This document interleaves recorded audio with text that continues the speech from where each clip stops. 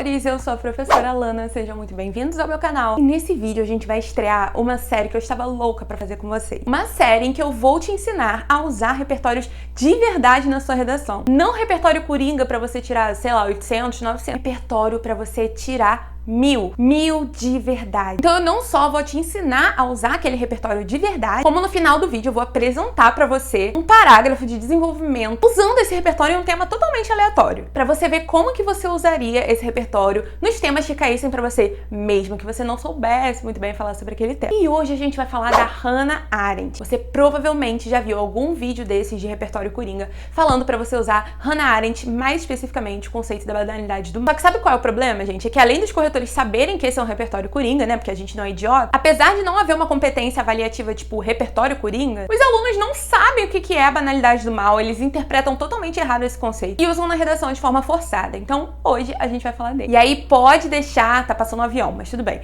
pode deixar que eu vou usar uma linguagem bem simples, como se vocês fossem nenenzinhos, pra vocês conseguirem entender tudo bonitinho. Bom, gente, quem é a Hannah, né, em primeiro lugar? A Hannah, ela é uma filósofa de origem judaica e ela vivia na Alemanha lá no período do nazismo, sabe, que você estudou na sua escola? E aí ela vai ter uma longa carreira de estudos, ela era realmente muito estudiosa, sabe? Só que com a ascensão do nazismo, por ela ser judaica, ela não vai poder mais estudar na universidade. E aí ela vai ter que ir para os Estados Unidos. Então ela sai de lá e vai para os Estados Unidos. E aí é lá que ela vai produzir grande parte do que a gente conhece, que a gente usa nas redações hoje. E um conceito que serve de repertório para muitos temas e os alunos adoram usar é o conceito da banalidade do mal. Mas eles usam totalmente errado. Primeira coisa, onde que a Hannah vai falar disso, né? Onde que vem esse conceito? Esse conceito vem num livro chamado Eichmann em Jerusalém. Vou ver se eu consigo deixar a foto dele passando aqui pra você. E esse livro, ele é meio que uma reportagem, sabe? É um caso de um nazista que foi pra julgamento. Caso o Eichmann, né? O nome do livro é por causa do nome desse cara. E a Hannah, ela foi chamada pra cobrir esse julgamento, então ela meio que faz essa reportagem, tipo uma reportagem. E aí ela vai cobrindo esse julgamento e ela diz ter tirado daí uma grande lição, que é daí que vai vir o conceito da banalidade do mal. Vamos entender o que rolou. A Hannah vai perceber que a todo momento, enquanto o Eichmann tava lá sendo acusado, sabe, no julgamento, ele sempre repetia que ele não era um monstro, que as pessoas falavam dele como se ele fosse um monstro, que na verdade ele não era nada daquilo, ele era um cidadão comum que fez tudo dentro da lei. E é aí que ela começa a questionar. E é importante que vocês entendam que ela não vai defender o Eichmann não, tá? Aliás, esse é um erro bem comum que a gente vê até hoje. Quando alguém questiona, por exemplo, a situação da pobreza ou a situação do capitalismo, alguém diz, ah, comunista. E não, você pode ser contrário ao capitalismo e não ser a favor do comunismo. Da mesma forma, quando a gente vê, por exemplo, essa dicotomia Lula e Bolsonaro, né? Você pode ser contra o Lula e pode ser contra o Bolsonaro, você pode ser contra os dois. Então é preciso que a gente tenha isso em mente pra entender o que a Hannah vai fazer aqui. Porque quando ela questiona o que tá acontecendo ali, não é que ela tá indo a favor do Eichmann não, tá? E ela começa a ver pelo julgamento dele que tudo que ele usa como argumento, na verdade, é pra provar que ele é um homem normal. E aí, gente, a gente vem muitas vezes de um histórico de achar que as pessoas que fazem coisas abomináveis, como foi o caso do Holocausto, ou como o caso de muito do que a gente vê hoje com os nossos políticos no Brasil, é porque essas pessoas são anticristo, sabe? Elas são endemoniadas, elas são terríveis. E na verdade, normalmente o mal se estrutura por meio de pessoas que são banais, como eu, você. Pessoas que trabalham, pessoas que cumprem seus direitos. Você quer ver um exemplo? Você sabia que até pouquíssimo tempo, se um homem, não posso falar o termo, mas fizesse aquilo lá com a mulher e depois ele se casasse com ela, ele não era mais condenado? Olha que doideira, né, gente? É uma coisa que tá dentro da lei, mas que claramente tava, né, porque agora isso foi revogado, mas que claramente é uma coisa absurda da gente pensar. E é justamente isso que o Eichmann vai falar. Ele vai falar o tempo inteiro que tudo que ele fez era dentro da lei, porque naquele momento em que o nazismo tava ocorrendo, aquilo era o normal, entre aspas, sabe? E é isso que vai intrigar a Hannah, é a partir daí que vai surgir essa ideia da banalidade do mal. E ela vai começar a questionar o que leva pessoas normais, pais de família, sabe, médicos, qualquer pessoa, a fazerem coisas tão cruéis. E é o que estava acontecendo com Eichmann. Ele foi estudado por psiquiatras, ele não tinha nenhum problema mental. Ele não tinha nada que fizesse dele uma pessoa inclinada pro mal no sentido de ser um super vilão. Ele era uma pessoa comum. E é isso que ela vai começar a perceber, que tem muitas pessoas, inclusive pessoas envolvidas no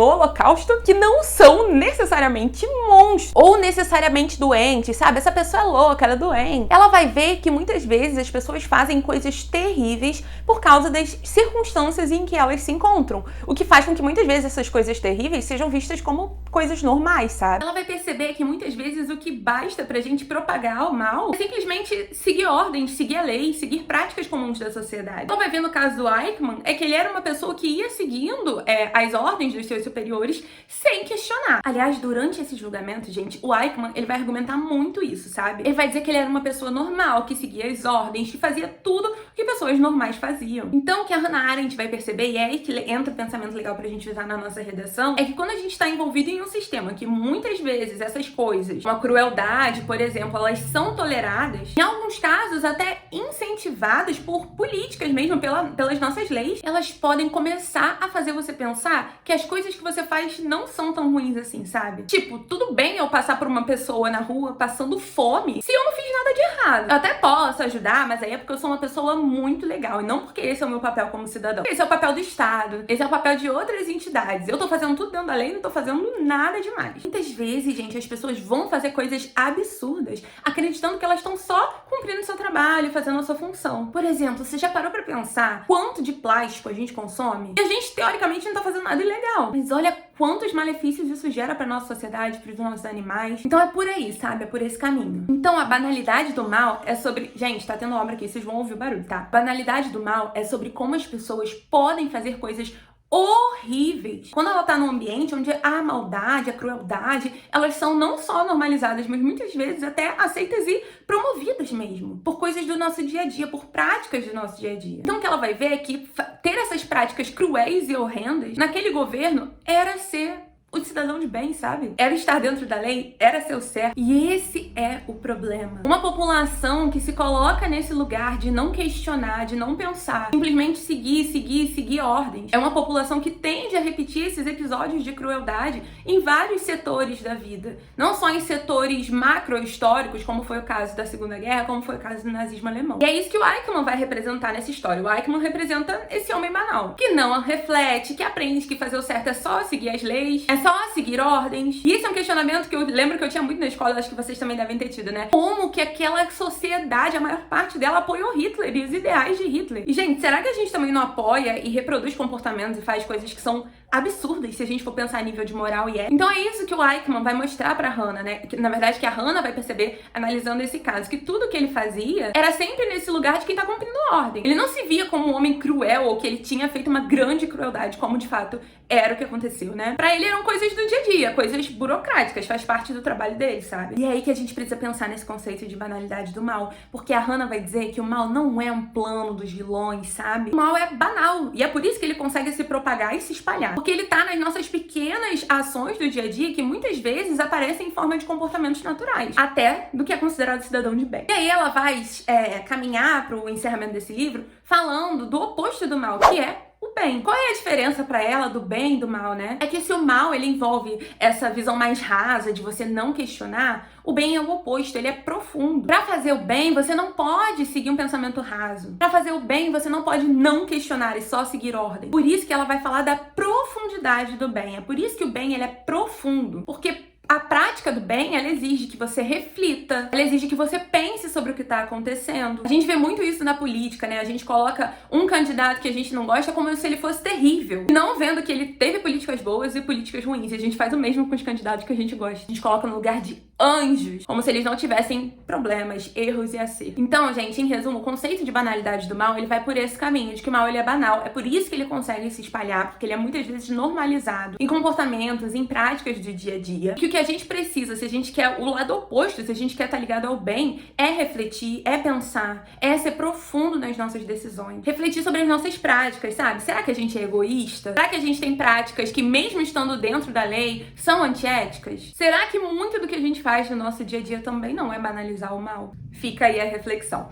E pra gente encerrar, eu vou mostrar pra vocês como que vocês usariam essa proposta num tema que não tem nada a ver com isso, aparentemente, sabe? Porque essa é a ideia, gente. Não adianta querer acertar o tema do Enem. Se a gente conseguir acertar, pô, muito legal. Mas o que um professor bom faz é preparar o aluno pra qualquer tema que cair ele conseguir falar. Então, sempre no final desses vídeos, eu vou trazer pra vocês um parágrafo de desenvolvimento, que aparentemente é sobre um tema que não tem nada a ver com esse repertório, mas pra vocês verem como que vocês conseguiriam aplicar a diversos temas. Não a qualquer tema, porque não existe repertório pra todos os temas, mas pra uma grande parte deles. O tema que a gente vai ler hoje é Desafios para a promoção do tratamento de doenças raras no Brasil. E esse é um parágrafo do desenvolvimento 1. O argumento que é usado aqui é que a gente não tem pesquisas suficientes para que os médicos tenham conhecimento para realizar esses tratamentos ou até mesmo esses diagnósticos. Vamos botar isso no parágrafo. Com efeito, é importante considerar que a limitação das pesquisas sobre doenças raras contribui para as dificuldades vivenciadas por indivíduos brasileiros acometidos por essas moléstias. Nesse sentido, é indispensável considerar os estudos de Hannah Arendt, que ao ter contato com o caso do julgamento do nazista Eichmann, percebeu que o mal é estruturado a partir da banalidade de comportamentos nocivos. Dessa forma, é compreensível que a limitação de recursos destinados ao estudo e ao combate de doenças raras é fruto de um sistema que, tal qual afirma a filósofa, tende a perpetuar práticas nocivas como parte do cotidiano. Assim, ainda que se perceba que os recursos são insuficientes para o diagnóstico dessas enfermidades, poucas mudanças são efetivadas na destinação de verbas para pesquisas e formações continuadas, uma vez que tal negligência já se tornou banal no país. Então percebam que para ganhar a pontuação máxima não é só você citar o repertório, você tem que relacionar direitinho com a sua argumentação. É por isso que não existe modelo pronto, gente, porque a competência 2 é muito clara. Você só ganha os 200 pontos se o seu repertório for legitimado e se ele tiver um uso produtivo, ou seja, se ele tiver direitinho relacionado ao argumento que você propôs. Mas é isso, meus amores. Eu espero que esse vídeo tenha ajudado vocês. Conta pra mim depois o que vocês acharam. Beijo!